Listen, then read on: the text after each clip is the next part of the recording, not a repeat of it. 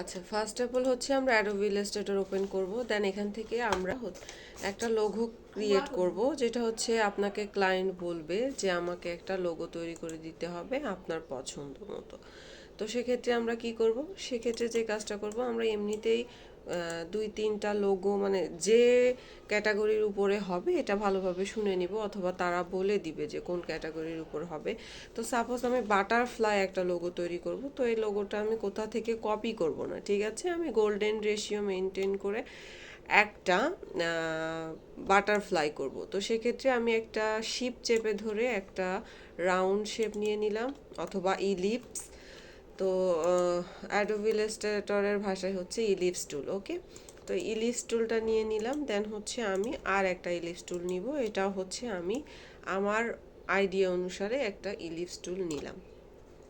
ওকে, তো তারপর আমরা যে কাজটা করব, মানে যেহেতু আমরা লোগোটা আমাদের মতো করে তৈরি করব, সেহেতু আমরা হচ্ছে শুধু আমাদের অনুমানটা ঠিক রেখে আমরা লোগোটা তৈরি করব। তো অবশ্যই শিপ চেপে ধরে কিন্তু ইলিপসগুলো নিতে হবে, তা না হলে কিন্তু আপনার গোল্ডেন রেশিওর মধ্যে যে লোগোটা তৈরি করতে চাচ্ছেন সেটা কিন্তু কোনোভাবে পসিবল হবে না। ওকে, তো ফার্স্ট অফ অল আমরা শিপটা চেপে ধরে হচ্ছে গোল্ডেন রেশিওটা নেওয়ার চেষ্টা করব, এবং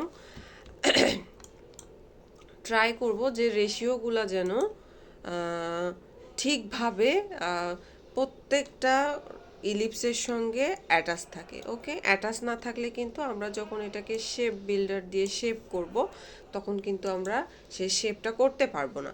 তো আমি এখন এই ইলিপসটাকে কপি করার জন্য অল্টা প্রেস করব কিবোর্ড থেকে, করে আমি কপি করে এটাকে একটু উপরে, জাস্ট একটু উপরে নিয়ে ছেড়ে দিব। ওকে, তো মোটামুটি আমরা এরকম করে রাখবো। রাখার পর আমরা এখানে হচ্ছে 1 2 3 4টা চারটা ইলিপস ইউজ হয়েছে, এবং তিনটা মাপের, ঠিক আছে, তিনটা মাপের ইলিপস দিয়ে আমরা চারটা ইলিপস ইউজ করছি। তো তারপর আমরা এখান থেকে শেপ বিল্ডার টুলে যাব, শেপ বিল্ডার টুলে যাওয়ার পর এখান থেকে আমরা এটাকে শেপ করে দিব। ওকে, তো শেপ করে দিলাম, দেওয়ার পর এখান থেকে এটাকে ক্লিক করব, করার পরে বাকি এক্সট্রা অংশগুলো আমরা অল্টা চেপে ধরে কেটে দিতে পারি, অথবা শেপ বিল্ডার দিয়েও করা যায়, যার যেটা সুবিধে সেভাবে করতে পারবেন। তো মোটামুটি এইরকম একটা সিচুয়েশনে কিন্তু চলে আসলো আমাদের লোগোটা। দেন আমরা কি করব, তো এটাতে হচ্ছে অবশ্যই কালার দিতে হবে। তো ইলিপস যেহেতু কালার দিতে হবে, এটার হচ্ছে প্রত্যেকটা, যেহেতু এখানে দুইটা শেপ আছে, যে এটা একটা শেপ এটা একটা শেপ, ঠিক আছে, দুইটা শেপ, তো দুইটা শেপে হচ্ছে আমরা গ্রেডিয়েন্ট কালারটা ইউজ করব। তো গ্রেডিয়েন্ট কালার ইউজ করার জন্য গ্রেডিয়েন্টে গেলাম, তো যাওয়ার পর এখান থেকে আমি কালারটা একটু আলাদা করে দিব। তো আমি যদি হচ্ছে এইরকম একটা কালার ইউজ করি, দেখি কেমন হয়। আচ্ছা, আমি মোটামুটি এই কালারটা ইউজ করছি। তো এই কালারটা ইউজ করার পর আমি এখান থেকে হচ্ছে আপনার যে স্টকটা ছিল এটা হচ্ছে আমি বন্ধ করে দিলাম। ওকে, তো তারপর হচ্ছে আমার যে দ্বিতীয় শেপটা, এটা কিন্তু একটু কম দেখা যাচ্ছে। তো যার কারণে আমরা এটা কি করব, এটাকে হচ্ছে আমরা একটু সরাসরি করে দেখব, ঠিক আছে, আমাদের যেন শেপটাকে ভালোভাবে বোঝা যায়।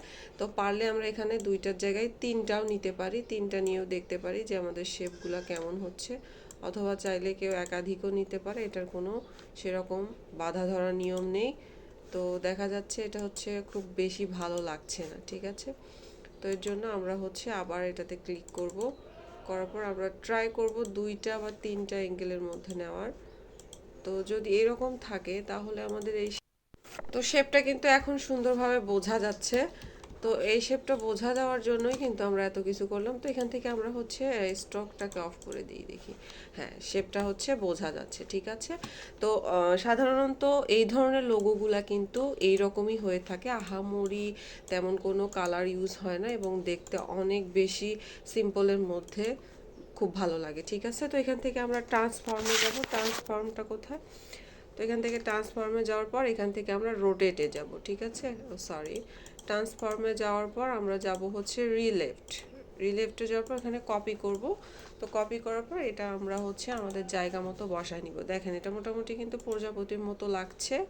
তো দেন আমরা এখানে প্রজাপতির যে সুরটা সেটা হচ্ছে এখানে দিব। তো আমরা যেহেতু একটা সিম্পল লোগো তৈরি করব, সেহেতু আমরা একটা সিম্পল, আচ্ছা, এইরকম থাকলো। তো আমরা যদি চাই এটাকে হচ্ছে আর একটু স্ট্রোকটা বাড়ায় দিতে পারি, দেন এটাকে হচ্ছে ইউনিফর্ম থেকে ইউনিফর্ম করে। ওকে, তো এইভাবে কিন্তু আমরা সিম্পল লোগোগুলো তৈরি করতে পারি। দেন এখানে কিন্তু আপনার ক্লায়েন্টের হচ্ছে নির্দিষ্ট কালার থাকতে পারে। তো নির্দিষ্ট কালার থাকলে আপনারা ওইভাবে কালার ইউজ করবেন, অথবা যে কোনো কালার ইউজ করবেন। আপনি আগে লোগোটা তৈরি করে আপনার ক্লায়েন্টকে দিবেন, দেন তারপর যদি কোনো কালার ওরা চুজ করতে বলে তখন সেক্ষেত্রে চুজ করে দিতে পারবেন, ঠিক আছে? তো এইভাবে কিন্তু গোল্ডেন রেশিও দিয়ে আপনি হচ্ছে লোগোটা তৈরি করতে পারবেন। তো এই রকম করে হচ্ছে যদি আপনি লোগো তৈরি করতে না পারেন এমনিতে পেন টুল দিয়ে, সেক্ষেত্রে গোল্ডেন রেশিওর কাজটা শিখবেন। এই গোল্ডেন রেশিও দিয়ে কিন্তু অনেক অনেক লোগো তৈরি করা যায়, যেমন প্রাণীর মুখ, ক্যাট, ডগ, ইগল, এ ধরনের সব ধরনের লোগোই তৈরি করা যায় গোল্ডেন রেশিও। তো গোল্ডেন রেশিওর কাজটা হচ্ছে গ্রাফিক ডিজাইনের জন্য বলতে গেলে একটা খুব important part. Okay, thank you.